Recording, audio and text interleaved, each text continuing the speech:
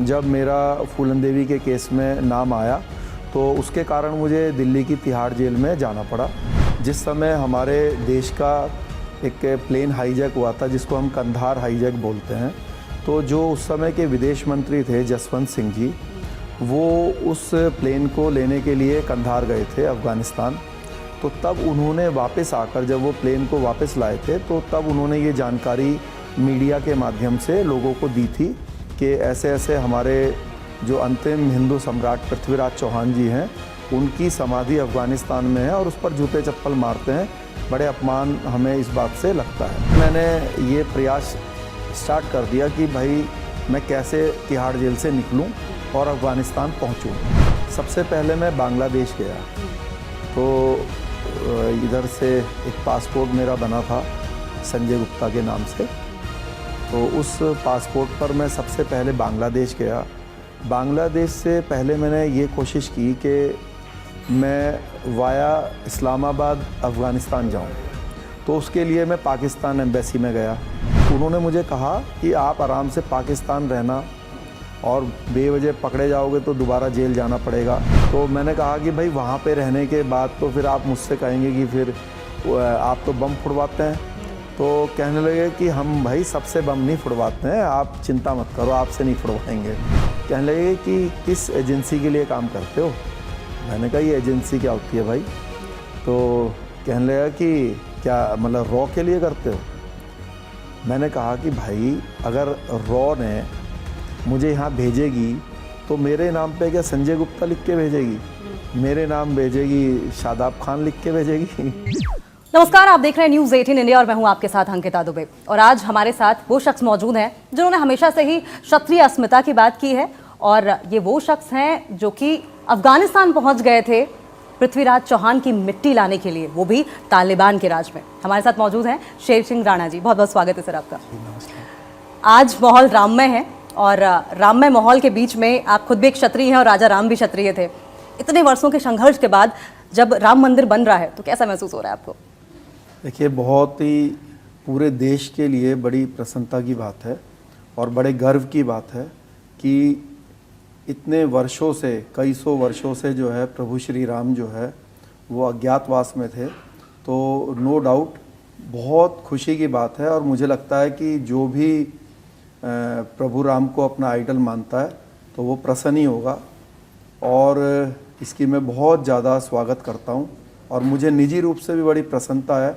बस एक बात को लेकर थोड़ा सा मुझे मतलब अप्रसन्नता है, वो ये है कि जो प्रभु श्री राम का जो ट्रस्ट बना है, उस ट्रस्ट में अगर सदस्य के रूप में जो अयोध्या के आसपास के जो क्षत्रिय समाज के गांव हैं, करीब 150 गांव हैं, तो उन्होंने जब से राम मंदिर को तोड़ के औरंगज़ेब ने उसको बाबरी मस्जिद के रूप में कन्वर्ट किया था, तो बाबर ने, तो तब से उन्होंने वहाँ के क्षत्रियों ने जो है ये पगड़ी और जूता पहनने से मतलब मना कर दिया, और तब से वो लोग पगड़ी नहीं लगाते थे, जूता नहीं पहनते थे चमड़े का, कि जब तक प्रभु श्री राम का मंदिर दोबारा नहीं बनेगा हम तब तक नहीं पहनेंगे। तो मुझे लगता है कि उनके इस त्याग को देखते हुए वो जो क्षत्रिय समाज के जो गांव हैं उनमें से भी किसी बुजुर्ग को इस जो ये कमेटी बनी हुई है जो अयोध्या मंदिर की, उसमें एक क्षत्रिय समाज के व्यक्ति को भी लेना चाहिए था। इससे पूरे उनका जो त्याग है उसका एक उनको भी प्रसन्नता। राणा जी, मैं उम्मीद कर रही हूँ कि सरकार आपकी बात सुनेगी और इस चीज़ को भी इंक्लूड किया जाएगा। अभी आप भी क्षत्रिय हैं और क्षत्रिय करणी सेना के, राजपूत करणी सेना के अध्यक्ष सुखदेव सिंह गोगामेड़ी की हत्या हुई है। आपको लगता है कोई राजनीतिक कारण है या कुछ और? देखिए, क्योंकि उस समय सरकार जो है वो कांग्रेस की थी, और जैसा कि सबको पता है कि जो पंजाब सरकार है उन्होंने कई बार जो राजस्थान सरकार है उसको इस बात से अवगत कराया कि इनकी जान को खतरा है। तो जो अशोक गहलोत जी हैं उनकी ये मैं नेग्लिजेंसी मानता हूँ, और इसका अगर सरकार के रूप में मैं ये तो नहीं कहता कि उन्होंने जानबूझ के ऐसा किया होगा, लेकिन जब आप एक अच्छे प्रशासक हैं तो आपकी निगाह चारों तरफ रहनी चाहिए। अगर आपसे ये चूक हुई है तो भी ये एक गलती है और इससे बड़ी हानि हुई है समाज को। तो इसके ज़िम्मेदार अशोक गहलोत जी को मानने में कोई गलत नहीं रहेगा, क्योंकि अगर आपके राज्य में कुछ गलत हुआ है तो उसकी जिम्मेदारी आपको लेनी पड़ेगी। क्या फूलन देवी मामले में राजनीति में आपको कोई फायदा हुआ? नहीं, देखिए, फूलन देवी से रिगार्डिंग अगर हम पॉलिटिकली बात करें तो उससे मुझे जीवन में लाभ नहीं हुआ, नुकसान हुआ है। नुकसान ही कह लेंगे। और फिर वैसे तो मैं एक पॉलिटिकल माइंडेड आदमी नहीं हूँ, मैं तो एक सामाजिक व्यक्ति हूँ। और मैंने हमेशा कोशिश की कि चाहे देश का कोई भी जाति या धर्म या क्षेत्र का व्यक्ति हो, जो एक इंसानियत की बात है वो हम उनके साथ करें और उसी लाइन पर हम अपना काम करते तो भी फिर हैं। इसी पर पृथ्वीराज चौहान जी की अस्थियां या उनकी मिट्टी कह लीजिए, वो अफगानिस्तान में है, ये कब आपने सुना और कहाँ आप उस वक्त थे और कैसे आपके मन में आया कि जाकर लानी चाहिए? देखिए, सुना तो मैंने जिस समय हमारे देश का एक प्लेन हाईजैक हुआ था जिसको हम कंधार हाईजैक बोलते हैं, तो जो उस समय के विदेश मंत्री थे जसवंत सिंह जी, वो उस प्लेन को लेने के लिए कंधार गए थे अफगानिस्तान।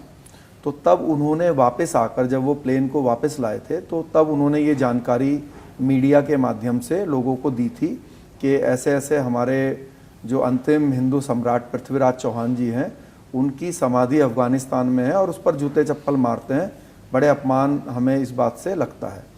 यही सेम इन्फॉर्मेशन जो है, जब खुद अटल बिहारी जी वाजपेयी जब खुद विदेश मंत्री थे 80s में, तो तब उन्होंने भी ये इच्छा जाहिर की थी कि वो पृथ्वीराज चौहान जी के उस पर समाधि पर जाएं और उसको देख कर आएँ, लेकिन वो वहाँ जा नहीं पाए थे।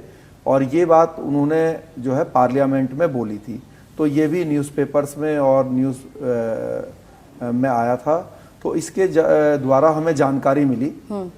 जब ये हमें जानकारी मिली तो ये 99 के आसपास की बात है, 1000 की बात है करीब। तो उस समय जो देश के अलग अलग संगठन हैं उसमें आरएसएस भी है, तो उन लोगों ने इसके लिए एक प्रयास शुरू किया, धरना प्रदर्शन देना शुरू किया कि किसी प्रकार से हम उनकी समाधि, उनकी मिट्टी को वापस ला सकें।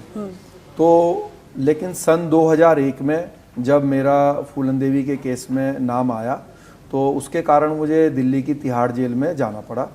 तिहाड़ जेल में रहने के दौरान, तो आप उस वक्त तिहाड़ जेल में थे जब आपने ये सुना कि हाँ ऐसे ऐसे वहाँ पे मिट्टी है पृथ्वीराज चौहान जी मतलब की? सुना तो पहले ही था 2000 में, बट जब मैं जेल में चला गया तो फिर ये डिमॉन्स्ट्रेशंस हर जगह चल रहे थे, तो तब भी आए दिन न्यूज़पेपर्स में आता था। तो एक दिन जब मैं जेल में ही न्यूज़पेपर पढ़ रहा था तो तब भी ये खबर आई थी। तब जो हमारे चंद्रशेखर जी जो पूर्व प्रधानमंत्री हैं वो और अमर सिंह जी, उन लोगों ने एक खांडसा में हरियाणा में एक मीटिंग करी थी, बड़ी मीटिंग थी वो, और उसमें ऐलान किया था कि हम ये वापस लेके आएंगे सरकार के द्वारा। तो तब मैंने जब न्यूज़पेपर में ये पढ़ा तो मेरे साथ, मैं हाई सिक्योरिटी वार्ड में था तिहाड़ के, तो काफ़ी सारे टेररिस्ट जो थे वो भी हमारे साथ ही रहते थे वहाँ। कौन कौन था उस वक्त आपके साथ? उस समय एक ताजा खान था, गयूर खान था, जो कि तालिबानी टेररिस्ट थे, बाकी कश्मीरी टेररिस्ट भी बहुत थे, पाकिस्तानी भी थे। तो जब मैंने न्यूज़पेपर में पढ़ के ये कहा कि अब हमारी सरकार इसको देखना वापस लेकर आएगी, क्योंकि अटल जी उस समय प्रधानमंत्री थे और उनके मन की भी ये इच्छा थी, तो वो लोग हंसने लगे, कहने लगे कि राणा जी, जब 800 सालों से कोई नहीं ला पाया तो ये अब भी नहीं कोई ला पाएगा, और आप तो आलू खाने वाले लोग हैं और ये तो हम पठान लोग हैं जो अफगानिस्तान से आके भी आपके देश में कुछ कर सकते हैं, और आप लोगों के बस का ये काम नहीं है। तो क्या उकसा रहे थे, आपको नीचा दिखा रहे थे? नहीं, वो उनकी मन की भावना रही होगी, और वो झूठ भी नहीं बोल रहे थे। 800 सालों से तो कोई ला नहीं पाया था, क्योंकि 1192 में पृथ्वीराज चौहान जी को बंदी बना के मोहम्मद गौरी जो है वो लेकर गए थे। तो मेरे मुंह से ऐसे ही निकल गया कि भाई अगर सरकार नहीं लाएगी तो मैं लेके आऊँगा। तो वो और हंसने लगे, कहने लगे कि आप इतनी बड़ी बात कर रहे हैं, अफगानिस्तान जाने की बात कर रहे हैं, तो पहले आप तिहाड़ जेल से ही निकल के दिखा दीजिए।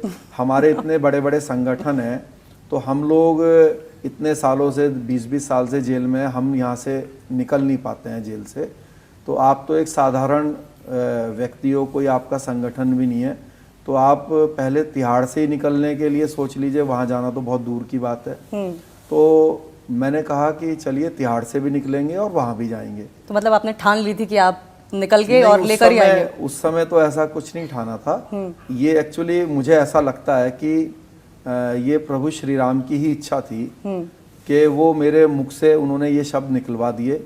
जब उनकी ऐसी इच्छा थी कि मैं वहाँ जाऊँ तो निकल गया, ये मुँह से निकल गया। तो क्या है कि जेल के अंदर एक खास बात ये है कि आप अगर कुछ बोलते हैं और वो नहीं कर पा रहे हैं तो आप एक मजाक का पात्र बनेंगे, क्योंकि वो ऐसी जगह नहीं है कि आप उनको अवॉइड कर दें या वहां से छुप जाएं कहीं। मतलब क्योंकि हर रोज उन्हीं लोगों को फेस करना पड़ेगा। वो तो 15-20 लोग हैं मान लीजिए वार्ड में, तो 10-10, 20-20 साल तक एक साथ ही रहते हैं। तो वो तो जो है अगले दिन सुबह उठेंगे और उन्होंने फिर मजाक करनी शुरू कर दी। वो जैसे ही सुबह मिले 7 बजे उनकी शक्ल देखने को मिले, वो कहें कि हाँ भाई राणा जी कब जा रहे हैं अफगानिस्तान। तो फिर एक माइंड मेकअप मेरा बनता चला गया और फिर मैंने ये प्रयास स्टार्ट कर दिया कि भाई मैं कैसे तिहाड़ जेल से निकलूं और अफगानिस्तान पहुंचूं। तो 2004 में, सन 2004 में मैं 17 फरवरी को दिल्ली की तिहाड़ जेल से स्केप हुआ। लेकिन कैसे, यही तो सवाल है कि मतलब इतनी टाइट सिक्योरिटी के साथ आप तिहाड़ जेल से कैसे निकल गए? देखिए, मुझे तो ऐसा लगता है कि ये ईश्वर की ही इच्छा थी, क्योंकि तिहाड़ जेल से आज तक जो है वो 2 ही एस्केपिंग हुई है इस लेवल की, और पूरे देश की सबसे सिक्योर वो जेल मानी जाती है, बल्कि एशिया की नंबर 1 जेल मानी जाती है। और जो मेरी जो एस्केपिंग है वो ऐसा नहीं है कि मैंने किसी को धक्का दिया हो, मतलब कोई बल यूज़ नहीं किया, कोई फोर्स यूज़ नहीं करा, प्लानिंग के साथ। और मैंने कोई उसमें बहुत बड़ी प्लानिंग भी नहीं है, बस वो होना था तो बस वो हो गया। उन्होंने मतलब एक थोड़ा सा तो वो यूज़ हुआ है, प्लानिंग कह सकते हैं उसको, बट कोई बहुत ज़्यादा उसमें मतलब दिमाग नहीं लगाना पड़ा। दिमाग तो लगा है, बट मुझे लगता है कि उसमें अगर मैं उसमें उस दिन के अगर सर्कमस्टेंसेस बताऊं जो उस दिन हुआ है, तो आप ये कहेंगे कि इसमें प्रभु की ही इच्छा थी कि तो फिर आप ऐसा कीजिए, बता दीजिए क्या सर्कमस्टांसेस थे। देखिए, पूरा तो खोल के नहीं बताऊंगा, लेकिन फिर भी थोड़ा इशारों में बता देता हूँ। एक्चुअली क्या हुआ कि उस दिन मेरी बाहर कोर्ट में डेट थी, तो जो पुलिस जो फोर्स लेने के लिए आती थी, तो तब मेरी 14 लोगों की गार्ड बोलते हैं उसको, तो मतलब 14 पुलिस वाले मेरे साथ जाते थे, इंस्पेक्टर और 2 हवलदार और फिर 11 पुलिस वाले, 11 सिपाही। तो उनका एक टाइमिंग होता है तिहाड़ जेल से, जो नियम है वो ये है कि सुबह 6 बजे के बाद ही वो किसी प्रिजनर को पुलिस वालों को देते हैं उसको बाहर कोर्ट में पेश करने के लिए, और शाम के 6 बजे से पहले देते हैं। मतलब कि शाम के 6 बजे के बाद सुबह के 6 बजे तक तिहाड़ जेल से किसी भी प्रिजनर को नहीं दिया जाता है। तो क्योंकि मुझे सुबह उनको देना था जेल वालों को, तो जो फोर्स मेरे को लेने आती थी उसका जो टाइमिंग था वो अप्रॉक्सीमेटली 6:30 टू 7 AM था। तो जो लेने के लिए आए हुए थे, आना था जिनको, मैंने उनको कहा कि भाई आप 6:20 पे आना। अब वो आए नहीं, वो आए करीब 6:45 के आसपास। हाँ। तो अब असली पुलिस वाले भी तब तक अगर उनके साथ वैसा ना होता तो असलियत में वो आ जाते। लेकिन क्या हुआ कि उस दिन उनकी जो पुलिस वैन थी वो पंचर हो गई। अब वो पंचर हो गई तो वो लोग वहाँ पे जो उनका टाइमिंग था वो उस समय आ नहीं पाए, और वो उस दिन आए 7 बज के करीब 5 मिनट के आसपास। तो और जो आपके मददगार जो थे वो नकली पुलिस वाले बन के पहले ही पहुंच गए, ऐसा क्या? हाँ, वो तो उनको आना तो पहले ही था, बट वो भी लेट हो गए थे। और अगर असली पुलिस वाले सही टाइम पे आ जाते तो फिर तो गड़बड़ हो जाती। लेकिन उनको भी ईश्वर ने अपने माध्यम से पीछे ही रोक लिया। उनकी गाड़ी अगर पंचर ना होती, जो कि बड़ा रेयर है, पुलिस वैन जब पंचर हो गई तो बल्कि पुलिस वालों ने मुझसे कहा कि भाई शेर सिंह तुमने ही पंचर करा दी थी क्या? हमारी गाड़ी अगर पंचर ना होती। ऐसा था क्या? ऐसा तो नहीं आपने पंचर कराई हो? नहीं, मैं आपको बता दूं कि ऐसा था नहीं, और ये ईश्वर की ही इच्छा थी। पंचर नहीं होती तो फिर मैं बाहर भी ना जा पाता और मैं अफगानिस्तान भी ना जा पाता। तो लेकिन ऐसी तिहाड़ से जब आप निकले तो आप कहाँ गए? देखिए, वो तो फिर बड़ी लंबी जर्नी है। सबसे पहले मैं बांग्लादेश गया। तो इधर से एक पासपोर्ट मेरा बना था संजय गुप्ता के नाम से। तो उस पासपोर्ट पर मैं सबसे पहले बांग्लादेश गया। बांग्लादेश से पहले मैंने ये कोशिश की कि मैं वाया इस्लामाबाद अफ़गानिस्तान जाऊं। तो उसके लिए मैं पाकिस्तान एम्बेसी में गया, जो बांग्लादेश में पाकिस्तान एम्बेसी। लेकिन ऐसा कहते हैं कि आपके वहाँ होने की जानकारी पाकिस्तान एम्बेसी को पहले से ही थी? नहीं, पहले से नहीं थी। हाँ। क्या हुआ कि मैं खुद पाकिस्तान एम्बेसी में गया। तो मैं इसलिए गया क्योंकि मुझे ये जानकारी, जो ट्रैवल एजेंट होते हैं, उन्होंने मुझे ये जानकारी दी थी कि उस समय 2004 में काबुल जाने के लिए पूरे विश्व से, पूरे वर्ल्ड से सिर्फ 3 ही एयरपोर्ट से काबुल के लिए फ़्लाइट थी। एक दिल्ली से थी, एक दुबई से थी और एक इस्लामाबाद से थी। तो दिल्ली से मैं जा नहीं सकता था और दुबई का मेरा कोई नेटवर्क नहीं था। तो मुझे लगा कि भाई मेरे को इस्लामाबाद से जाना चाहिए। तो मैंने उनके पास गया। जब मेरे को वो जो वीज़ा काउंसलर थे, तो उन्होंने मेरे से बातचीत करी। तो उनको मतलब उन्होंने पहले, उनको ये आश्चर्य हुआ कि भाई कोई, क्योंकि मेरा पासपोर्ट संजय गुप्ता के नाम से था, तो कोई हिंदू नाम का जो पर्सन है, जिसका पासपोर्ट हिंदू नाम से है, वो अफ़गानिस्तान क्यों जाना चाहता है, फिर वो क्यों नहीं दिल्ली से जा रहा है। तो ये क्वेश्चंस उनके माइंड में आए। तो वो उन्होंने मेरा जो पासपोर्ट वगैरह था उसके ज़ेरॉक्स वगैरह करा ली। तो उनको लगा कि भाई ये कोई जो ये दिख रहा है वो है नहीं, डाउट हो गया। हाँ, तो फिर उन्होंने कहा कि देखिए, हमारे यहाँ डायरेक्ट जो वीज़ा जो पॉलिसी है हमारी, वो ये है कि जो जिस देश का पासपोर्ट होल्डर है उसी देश से ही वीज़ा अप्लाई करेगा पाकिस्तान के लिए। और क्योंकि आप इंडियन हैं और आप बांग्लादेश से अप्लाई कर रहे हैं, तो ये अलाउड नहीं है। लेकिन फिर भी मैं आपके केस में एक स्पेशल कोशिश करूंगा, इस्लामाबाद में करूंगा बात, और मैं आपको 10 से 15 दिन के अंदर बताऊंगा। उस समय रमज़ान का समय चल रहा था। तो उन्होंने कहा कि रमज़ान के बाद मैं आपको इसमें बताऊंगा और तब तक आप हमारे टच में रहिएगा। तो एक व्यक्ति का उन्होंने नंबर मेरे को कर दिया। तो वो मेरे से लगातार बात करते थे। तो वो बार बार बात करने लगे। इसी दौरान मैंने अपने वीज़ा का बंदोबस्त अपने पासपोर्ट पर कर लिया और दुबई से जाने के लिए अपने भी असली पासपोर्ट पे कर लिया, कोई संजय गुप्ता के नाम से। हाँ, दुबई से कर लिया आपने? नहीं, मुंबई। देखिए, वीज़ा तो एक अलग चीज़ है और जाना एक अलग चीज़ है। तो सबसे पहले तो वीज़ा लेना था ना। तो वीज़ा मैंने अप्लाई किया, मुंबई में कॉन्सुलेट थी अफगानिस्तान की, वहाँ पे। तो उस काउंसुलेट से वीज़ा मैंने अप्लाई किया और मेरा वीज़ा आ गया। तो जब वीज़ा आ गया तो अब मुझे वहाँ पे जाना था मुंबई। तो शुरू में 15 दिन का वीज़ा था। नहीं, मुंबई से तो मैं अपने पासपोर्ट पे वीज़ा लगवा के वापस बांग्लादेश चला गया। हाँ। तो जब चला गया तो उसी दौरान मैंने दुबई में अपने एक परिचित है उनके नहीं, इस बीच ये भी था कि पाकिस्तानी एम्बेसी वालों ने आपसे आपके सामने कुछ ऑफर भी रखा था। हाँ, वो तभी रखा। और क्या ऑफर था ये? जब मैंने दुबई से जाने के लिए अपना एक प्रिपरेशन कर ली, तो मैंने उनको अवॉइड करना शुरू कर दिया। तो उनका फिर एक दिन फ़ोन आया। वो कहने लगे कि भाई आप हमारा फ़ोन भी नहीं उठा रहे हैं, मिलने भी नहीं आ रहे हैं, क्या बात है? मैंने कहा कि बस सर ऐसा कुछ है नहीं, तो आऊँगा मैं आपसे। मैं उनको एक्चुअली क्या है, टाल रहा था, थोड़ा सा डिले कर रहा था।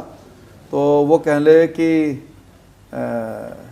अरे फिर चल, उन्होंने कहा कि सर मिलने के लिए बोल रहे हैं तो आप आ जाओ 2 दिन बाद। तो मैंने कहा ठीक है, आता हूं। और ये सर कौन थे? वही जो वीज़ा काउंसलर थे। तो मैंने कहा ठीक है।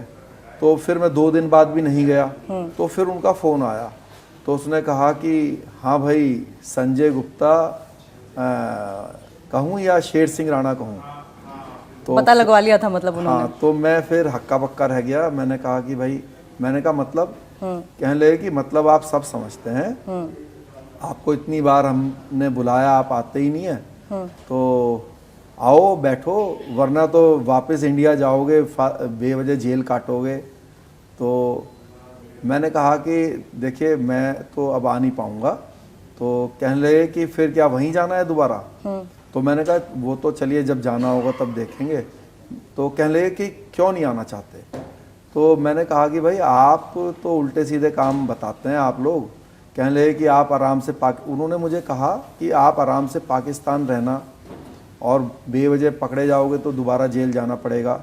और बदले में कुछ करवाना चाहते थे आपसे? नहीं, ऐसा उन्होंने कुछ नहीं कहा तब। तो मैंने तब जब उन्होंने मुझे कहा कि आराम से पाकिस्तान में रहना, तो मैंने कहा कि भाई वहाँ पे रहने के बाद तो फिर आप मुझसे कहेंगे कि फिर आप तो बम फुड़वाते हैं। तो कहने लगे कि हम भाई सबसे बम नहीं फुड़वाते हैं, आप चिंता मत करो, आपसे नहीं फुड़वाएंगे। तो मैंने कहा चलो, फिर भी मेरे को कहने लगे कि आप तो बिजनेस करना। तो मैंने कहा कि नहीं, मुझे कोई बिजनेस भी नहीं करना। और तो वो कहने लगे, तो उनसे मेरी थोड़ा क्लैश हो गया बात बात में, फ़ोन पर टेलीफोनिक। तो फिर मैंने फ़ोन काट दिया, और फिर वो नंबर और वो जो मोबाइल है वो सब मतलब डिस्ट्रॉय कर दिया। और फिर उसके थोड़े 2 से मतलब मुश्किल से विदिन अ वीक जो है, मैं वाया दुबई जो है, ढाका से दुबई और दुबई से काबुल की फ़्लाइट थी, कनेक्टिंग फ़्लाइट थी मेरी। तो फिर मैं वहाँ से उधर से चला गया फिर। अच्छा, तो फिर आप कहाँ, काबुल उतरे? हाँ, काबुल। काबुल के बाद की जर्नी बताइए कैसी रही? वो तो बड़ी लंबी है, तो शॉर्टकट में बता दीजिए। हाँ, तो काबुल जब मैं उतर गया तो मुझे इन्फॉर्मेशन थी, मतलब फर्स्ट इन्फॉर्मेशन, कि कंधार के अंदर सम्राट पृथ्वीराज चौहान की समाधि है। तो मैं नेक्स्ट डे ही जो है कंधार जाने के लिए अपनी तैयारी कर ली, और मैं चला भी गया। लेकिन ये वो समय की बात कर रहे हैं हम, जब तालिबान का राज था वहाँ पे? वहाँ पे उस समय तालिबान से भी खतरनाक माहौल था। वहाँ पे उस समय, जिस समय की मैं बात कर रहा हूँ, उस समय तालिबान में और जो नाटो फोर्सेस हैं, वो सबसे ज़्यादा जो क्लैश का टाइम था ना, वो था उस समय। तो आपको डर नहीं लगा? मतलब अब तालिबान तो जाने जाते हैं कि सर कलम कर देते हैं। देखिए, डर इंसान को मौत का ही तो होता है, उससे आगे तो कुछ जीवन में है नहीं। जब मैं तिहाड़ जेल से निकल गया, या जब मैंने माइंड मेकअप कर लिया कि ऐसा काम, मतलब हमें समाधि को वापस लेके आना है पृथ्वीराज चौहान जी को। क्योंकि देखिए, पृथ्वीराज चौहान जी ऐसा नहीं है कि देश के किसी जाति या धर्म या वर्ग के हों, वो आखिरी सम्राट हैं भारत के, हिंदू सम्राट। तो चाहे कोई किसी भी जाति धर्म का व्यक्ति हो, हम सभी के वो महान पूर्वज हैं। तो हमारे देश की ये एक अस्मिता का सवाल था, और इसीलिए अटल जी ने या दूसरे लोगों ने भी अपने लेवल पे उन्होंने भी कोशिश की ही थी। तो इसमें तो जब माइंड और मन मेकअप हो गया कि चाहे परिणाम कुछ भी हो, मैं आपको बताऊं कि जब मैं अगले दिन कंधार पहुंच गया, तो एक वहाँ पे एक लड़का था, मतलब एक इत्तेफाक मेरे साथ हुआ कि काबुल में मुझे एक व्यक्ति मिल गया, इंडियन था। तो वो वहाँ पे एक रेस्टोरेंट चलाता था, इंडियन रेस्टोरेंट। तो जब वो मिल गया तो उसने मेरी बात अपने एक फ्रेंड से बताई, जो कि अफ़गानी ही था। तो वो कंधार में था उस समय। तो जब मैं कंधार पहुंच गया नेक्स्ट डे ही, और पहुंच के जब वो मुझे शाम को मिला, जहाँ पे भी वो वर्क करता था वहाँ से वो शाम को आया, तो जिस होटल में वो रुका हुआ था उसी होटल में मैंने भी एक रूम ले लिया। तो उसने मेरे से आते ही कहा कि किस देश के लिए काम करते हो?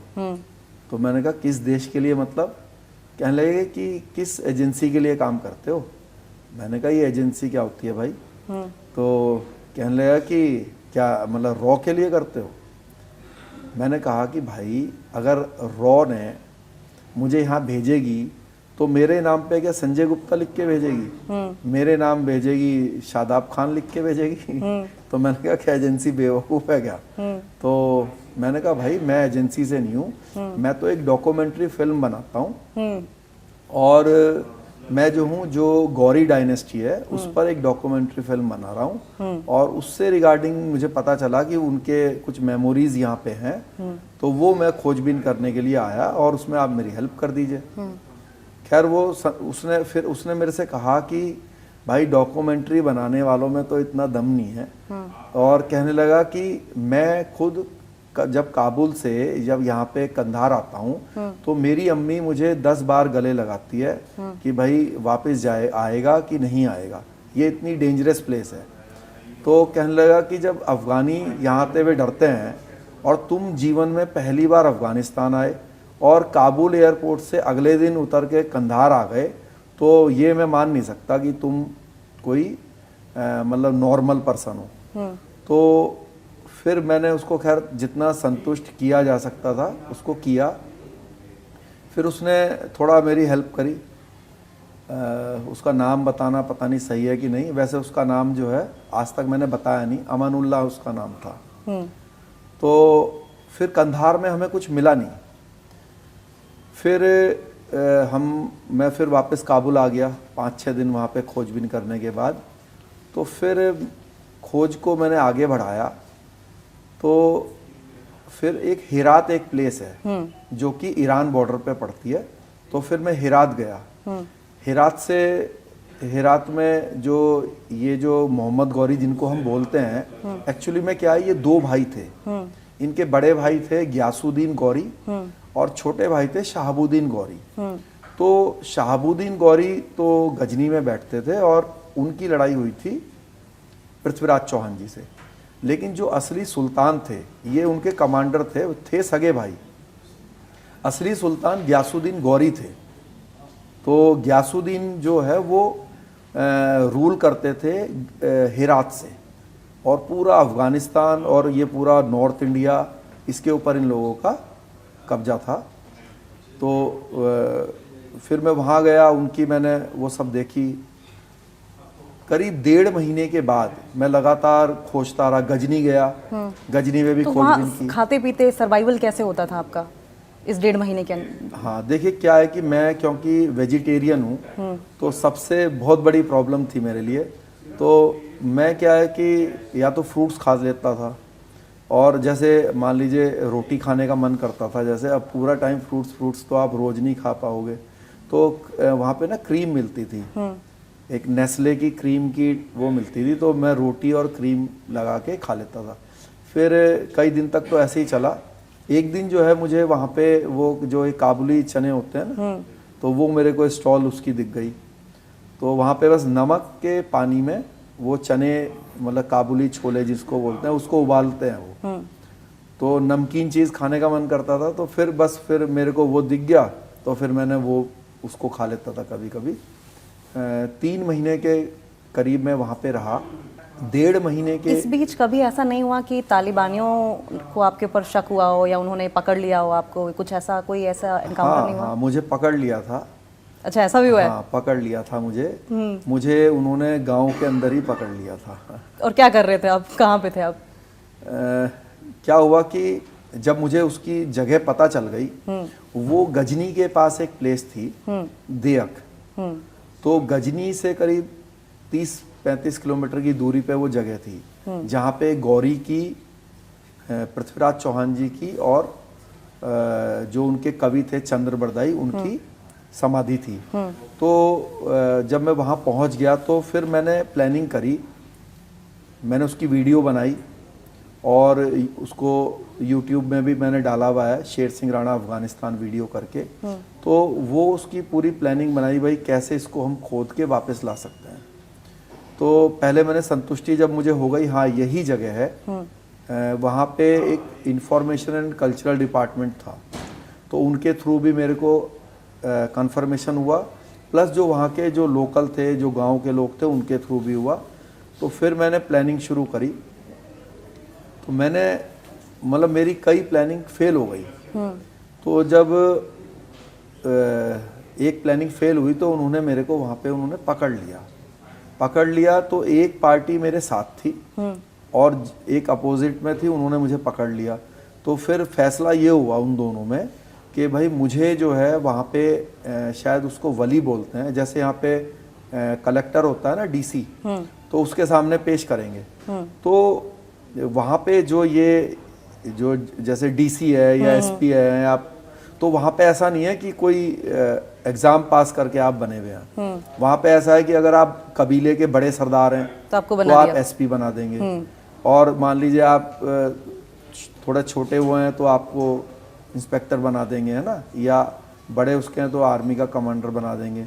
तो जैसे 47 में हमारे देश में भी ऐसा ही हुआ होगा, क्योंकि कई बार मैं देखता हूँ कि मीडिया चैनल तक में जो है, जो अफ़गानिस्तान के बारे में गलत इंफॉर्मेशन दी जाती है। जैसे उनके सैनिकों को हम आतंकवादी समझते हैं, जैसे देखते हैं ना कि वो गाड़ियों में जा रहे हैं लद के, तो वो एक्चुअली में वो फोर्स है उनकी, वो टेररिस्ट नहीं है, वो टेररिस्ट नहीं है।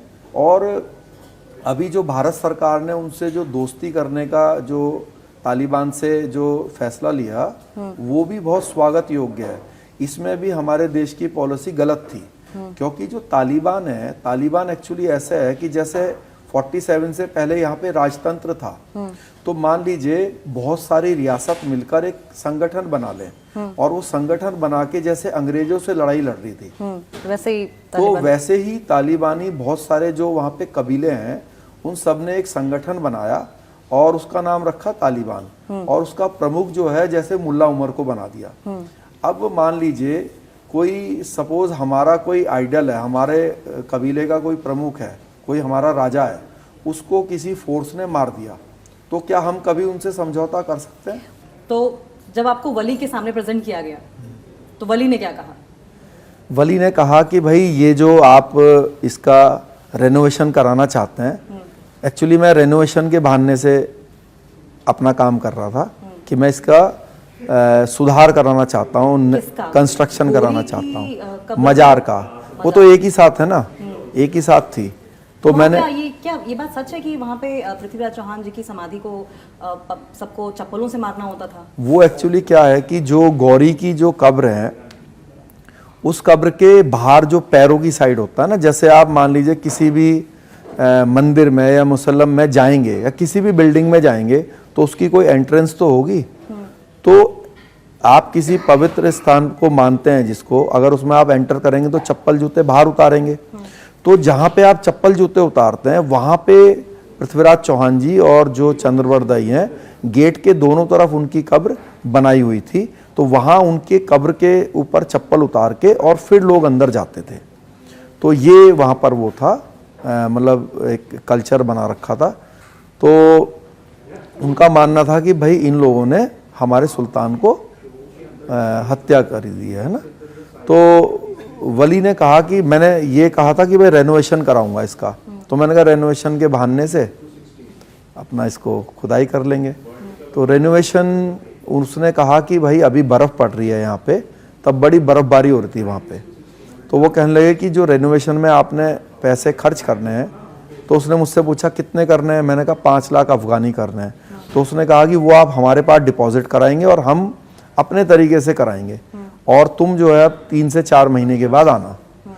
और उसने मेरे को उनसे छुड़वा दिया। लेकिन फिर से मैं घूम के वहाँ आया तो फिर उन्होंने मुझे पकड़ लिया। तो उस दिन उन्होंने मुझे पकड़ के वो मेरे को दोबारा से गांव लेकर जा रहे थे कि इससे पूछताछ करेंगे, उसके 2 दिन के बाद ही। लेकिन ये गजनी की बात है।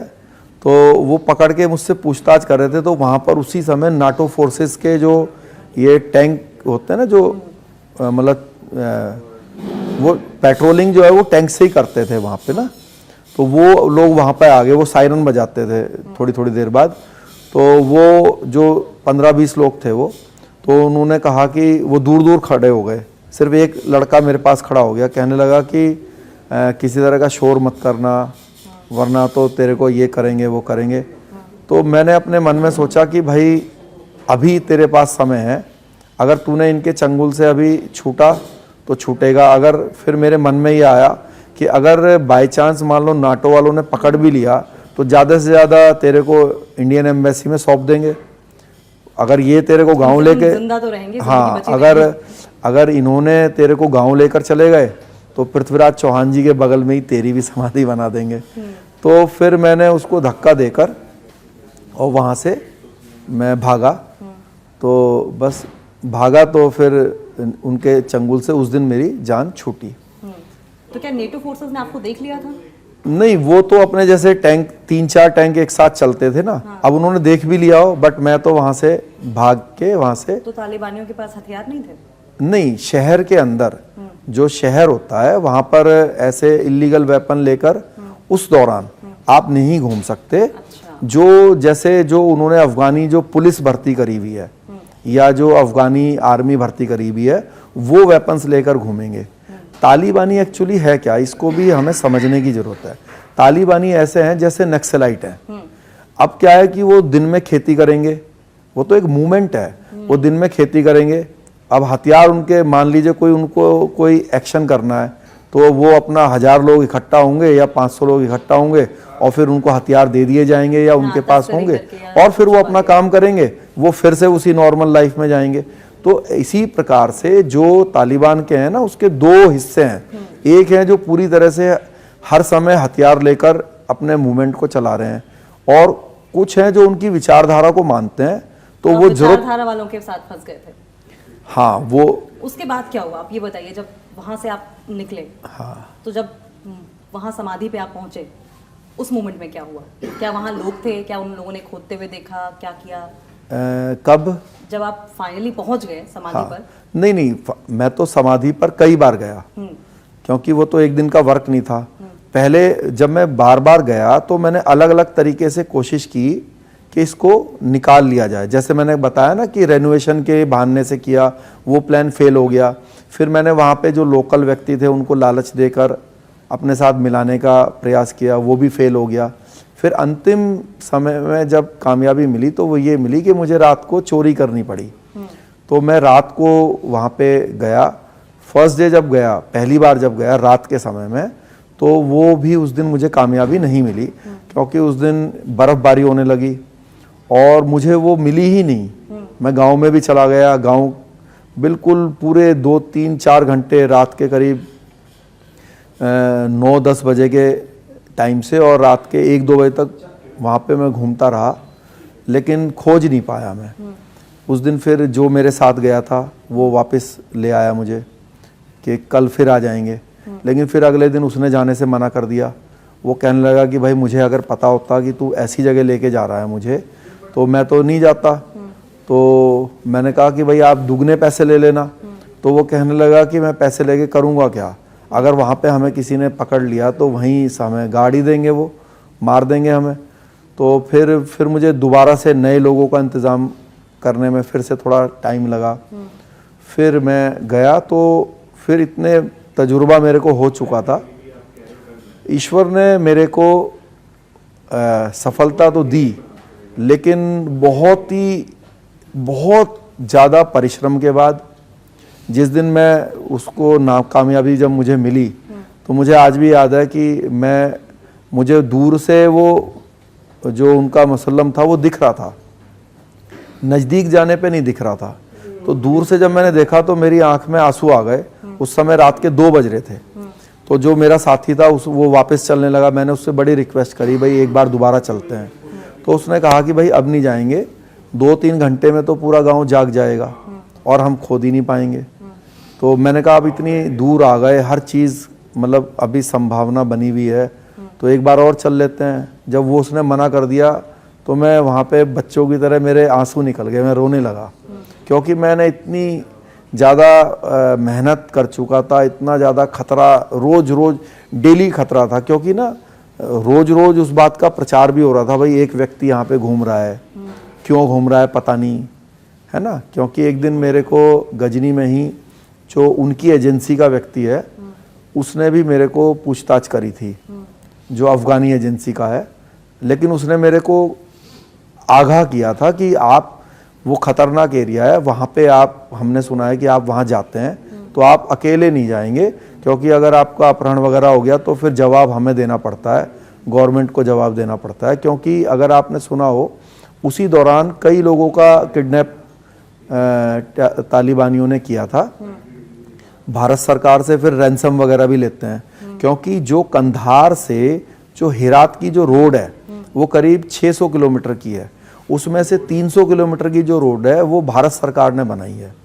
तो जो भारत सरकार के कुछ इंजीनियर वगैरह थे, तो उनका भी एक बार किडनैप वहाँ से तो डर हुआ रहे थे था। कहीं ऐसा आपके साथ ना हो जाए। हाँ, ऐसा तो बड़ा मतलब बड़ी कॉमन बात है। कॉमन बात होती है वहाँ की। लेकिन जब वो लम्हा कब आया जब आपने वाकई वहाँ से मिट्टी एकत्र की? और बस वो लम्हा तो रात को ही आया। मैं जिस दिन ये काम सक्सेस मुझे मिली, उस दिन मैंने क्या किया, मैं गांव में थोड़ा सा ऐसे समय में चला गया जो कि मतलब शाम का समय था, तो बस अंधेरा हो रहा था। तो मैं वहाँ जाके, पहले ही एक बाग था वहाँ पे, छुप गया।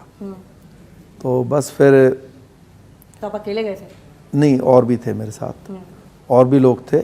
और फिर हमने इंतज़ार किया कि भाई ये अंधेरा जब मतलब लोग सो जाएंगे तो तब हम इसमें आगे बढ़ेंगे।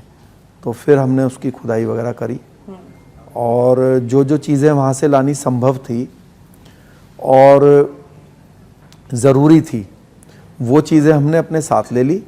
उसकी बाकायदा हमने वीडियो रिकॉर्डिंग भी की, और जो हमारे साथ जो जैसे खुदाई का और वैसा सामान जो हमने लिया हुआ था, वो हमने वहीं पे ड्रॉप कर दिया। तो फिर वहाँ से वापस भारत कैसे आया? वहाँ से मैं बाय एयर ही आया, तो उसी दिन सेम डे आ गया, क्योंकि वहाँ पे फिर कंप्लेन वगैरह हो गई थी आपकी? हाँ, व्यवस्था हो गई थी। ये मतलब मुझे ऐसा लगता है कि व्यवस्था तो ईश्वर ने मेरी बनाई। फिर भारत आने के बाद आपने क्या किया? भारत आने के बाद मैंने सबसे पहले मैं बांग्लादेश गया वो सारा सामान लेकर। फिर कुछ सामाजिक संगठन थे, तो उनसे मैंने अप्रोच किया और मैंने उनको बताया कि भाई ऐसे ऐसे मैं ये सब चीज़ लेके आया हूँ, और जो मैंने वहाँ से वो जो वीडियो वगैरह बनाए थे उसकी सीडी के कई पार्ट्स बना लिए, और वो सारा सामान तो मैंने सुपुर्द कर दिया वो सामाजिक संगठन को, और वो जो सीडी थी वो मैंने न्यूज़ चैनल्स को प्रोवाइड कराई। तो फिर उन्होंने, कई चैनल्स ने उसको अपने उस पर चलाया कि भाई ऐसे ऐसे कितना समय हो गया था आपको तिहाड़ से निकल के अफगानिस्तान में रहते हुए वापस उनके इमोटल्स को बांग्लादेश लेकर आने में? कितने महीने हो गए थे? ये करीब 1.5-2 साल हो गया था। 1.5-2 साल? आप इतना लंबा समय आपने बाहर? हाँ, क्योंकि तिहाड़ वाले आपको ढूंढ नहीं रहे थे इस दौरान? हाँ, पूरा ढूंढ रहे थे। वो तो जो मतलब जब मैं फरार हुआ था, जब एस्केप हुआ मैं, तो उसी दिन ही मुझे याद है, तब आडवाणी जी देश के गृह मंत्री थे, तो उन्होंने तभी एक मतलब दिल्ली पुलिस ने 50,000 का इनाम घोषित कर दिया था, और उसको उन्होंने ऐसे ले लिया था कि भाई ये बड़ी देश के लिए या प्रिजन के लिए बड़ी अपमानजनक बात है कि एक व्यक्ति तिहाड़ से भाग गया। तो जब आप इमोटल्स लेकर आए, मतलब मिट्टी पृथ्वी के लेकर आए, तो क्या परसेप्शन आपको लेकर बदला? देखिए, मैंने जो ये काम ईश्वर ने मेरे हाथ से कराया, ये मैंने किसी के इसलिए नहीं किया कि भाई किसी का विचार मेरे लिए अच्छा बने। ये मेरे मन की भावना थी, और वो अभी भी है। मैं आपको इसमें एक चीज़ और भी ऐड कर दूं जो कि किसी को भी नहीं पता है। मैं सम्राट पृथ्वीराज चौहान जी की जो मिट्टी है वो तो वापस लेकर आया ही। जब मैं उसको ले आया, लाने के बाद जब मैंने सुपुर्द कर दिया, तो फिर मैं यंगून गया, म्यांमार, बहादुर शाह जफर जी की भी मिट्टी को लेने के लिए। तो ऐसा नहीं है कि मैंने किसी जाति धर्म को खुश करने के लिए ऐसा किया। मेरे ये मन की भावना रही कि जिसने भी हमारे देश के लिए कुछ ऐसी कोई कुर्बानी दी है या हमारे देश के आइकॉन है, अगर उनका कोई अपमान करता है तो हमें उनको, उनके सम्मान को बचाना है। तो मैं जब यंगून गया, और बहादुर शाह जफर जी का भी आखिरी शब्द हैं जब अंग्रेज उनको बंदी बना के दिल्ली से यंगून लेकर गए, जेल में डाला वहाँ पे, तो कि भाई 2 गज ज़मीन उनको नहीं मिली, है ना। और क्योंकि उनका मैं रिस्पेक्ट इसलिए करता हूँ कि वो भी फ्रीडम फाइटर थे। जब लोग हमारे देश में, जब भाई पहली जो 1857 में जो क्रांति हुई, उसके जो हेड बनाया गया वो तो उन्हीं को बनाया गया था, बहादुर शाह जफर जी को। तो मैं उसको भी लेने के मैं प्रयास मैंने किया, लेकिन मैंने वहाँ पे देखा कि उनका अपमान नहीं होता, उनको बड़े रिस्पेक्ट के साथ उनकी समाधि को उन्होंने रखा हुआ है। तो फिर जबरदस्ती हम उसकी खुदाई करें, हाँ, वो तो उल्टा उनका अपमान हो जाएगा। तो हाँ, आप यहाँ पे पृथ्वीराज चौहान जी की अपने इमोटल्स को, उनकी मिट्टी को संस्थाओं को सौंप दिया, उसके बाद क्या किया गया उसमें?